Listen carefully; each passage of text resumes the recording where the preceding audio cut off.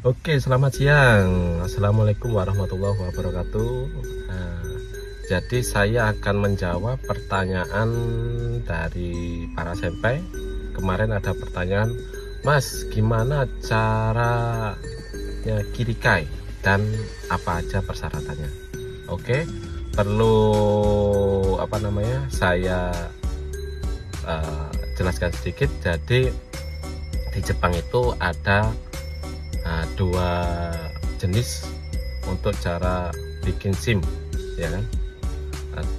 Yaitu jenis yang pertama itu caranya yaitu belajar di driving school dengan biaya yang tidak murah, yaitu sekitar 30 mang biasanya, atau 30 juta lebih ya. Dan cara yang kedua yaitu yang saya kasih tahu kemarin tuh, yaitu namanya kirikai ya. Alhamdulillah, pengalaman saya sendiri, saya ambil SIM di Jepang ini sudah mendapatkan 2 SIM, yaitu mobil dan motor ya. Itu dengan cara kirikai semua. Dan kenapa saya bilang kirikai itu murah? Karena pengalaman saya sendiri, alhamdulillah sekali tes lulus, jadi dihitung-hitung itu satu SIM itu cuma habis 7.500-an ya, itu 7.500, sama motor juga 7.500 ya, karena sekali tes ya. Itu poin pentingnya harus sekali tes itu. Terus persyaratannya apa aja? Persyaratan yang paling utama itu adalah kita mempunyai SIM Indonesia yang terhitung setelah penerbitan itu 3 bulan di Indonesia sebelum kita ke Jepang ya. Setelah itu kalau sudah ke Jepang, kita SIM Indonesia itu kita bawa ke JAV, itu untuk diterjemahkan bahasa Jepang ya. Itu biasanya di JAV itu sekitar 2.000 biayanya ya, sekitar 2.000. Terus JAV itu di mana, Mas? Bisa Anda kalian browsing di Google Map, cari aja JAV, JAV ya. Itu nanti pasti keluar itu JAV terdekat. Disitulah untuk menerjemahkan bahasa Jepang SIM kita ya. Itu tapi bukanya hari kerja aja ya, Senin sampai Jumat itu. Terus setelah diterjemahkan, persyaratan yang kedua kita minta Jumingyo itu di Siakuso. Yang belum tahu Jumingyo itu apa, Jumingyo itu adalah surat keterangan alamat tinggal ya. Jadi kita tinggal semama, kayak saya ini kan tinggal di Yokoken, daerah Kobe ya, kita ambil Jumio-nya di Siakuso terdekat ya gitu kan. Terus setelah itu kalau udah 2 poin itu terkumpul, syarat yang lainnya itu udah gampang karena kita udah mempunyai dari dulu, yaitu paspor dan Serio Kado ya kan. Kalau udah syaratnya itu 4 ya, yaitu terjemahan dengan bahasa Jepang SIM kita Indonesia itu, yang 2 itu Jumingyo dari Siakuso, yang ketiga paspor dan Serio Kado. Kalau udah mempunyai itu, mengantongi itu, kita telepon ke Menkyo Senta. Menkyo Senta ada yang tanya, Mas, Menkyo Sentanya itu di mana, Mas? Gitu.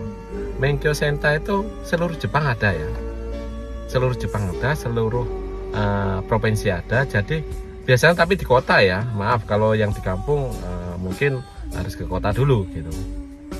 Itu Menkyo Senta, kalau ada yang sempat tanya, Mas, saya di Baraki itu Menkyo Sentanya mana? Itu di browsing sendiri, maaf ya. Ibaraki sampean kan Ibaraki ya, browsing sendiri pakai HP, kan sekarang punya HP semua kan.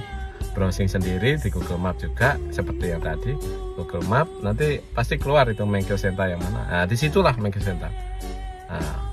Tulis nomor teleponnya, ditelepon karena apa? kita di Jepang ini semua rata-rata itu perlu yoyaku atau kita bikin janji ya. Nah, itu jadi kita telepon ke Menkyo Senta, bilang saja saya mau bikin SIM Indonesia dengan cara kirikai gitu kan. Nanti sama polisinya pasti anjurkan untuk Anda harus terjemahin SIM Anda ke bahasa Jepang dulu gitu. Langsung jawab aja, saya sudah mempunyai penerjemahan dari JAV dan saya sudah mempunyai Sumiyo dari Siakuso gitu. Perkiraan persyaratan sudah komplit. Kapan saya bisa ke Menkyo Senta untuk mengurusnya? Nah itu kan, kalau udah yoyaku sama polisi dan datang di hari H yang dijanjikan, itu nanti pertama di Menkyo Senta itu pasti akan dicek dokumen, yaitu tentang SIM-nya, tentang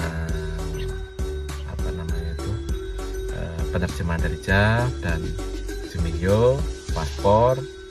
Ini paspor masuk mulai kapan, mulai kapan, SIM-nya keluaran kapan itu, terus sama Jaryo Kado. Kalau itu udah oke, nanti kita tahap kedua yaitu Mensetsu. Nah, jadi Mensetsu perlu diketahui, Mensetsu itu coba nggak cuma bercakap-cakap aja enggak ya. Jadi Mensetsu itu sebenarnya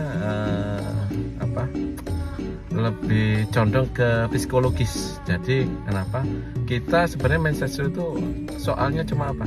Kita ditanya tentang tata cara bikin SIM kita di Indonesia gitu. Maaf ya, biasanya di Indonesia kan banyak yang nembak katanya itu, minta tolong calo untuk bikinin SIM gitu kan. Ya itu kan pribadi masing-masing ya. Cuman biasanya kalau yang nembak itu kan nggak tahu tata caranya bikin SIM di Indonesia itu seperti apa. Nah itu ya kalian sendiri, kalau yang nembak ya kalian sendiri gimana jawabnya ya. Nah, cuman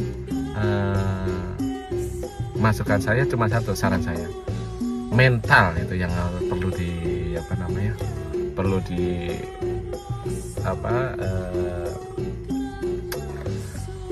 disiapkan ya. Karena apa? Biasanya kalau anak-anak yang nembak itu waktu wawancara grogi gitu. Ini gimana jawabnya, tadi juga nggak ngerti tata caranya kan gitu kan. Jangankan yang nembak, ada teman saya itu yang bikin SIM-nya itu normal gitu.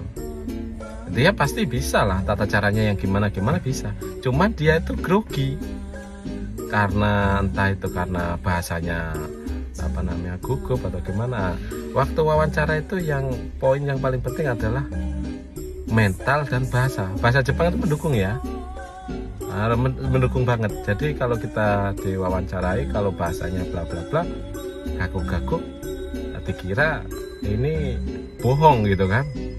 Soalnya kan psikologisnya ini gerak-geriknya kayak mencurigakan gitu kan, bisa terjadi digagalin gitu kan. Jadi kalau sampai gagal wawancara, itu udah alamat dah itu. Kalau gagal wawancara itu alamat dah, nggak bisa bikin SIM secara kirikai ya gitu.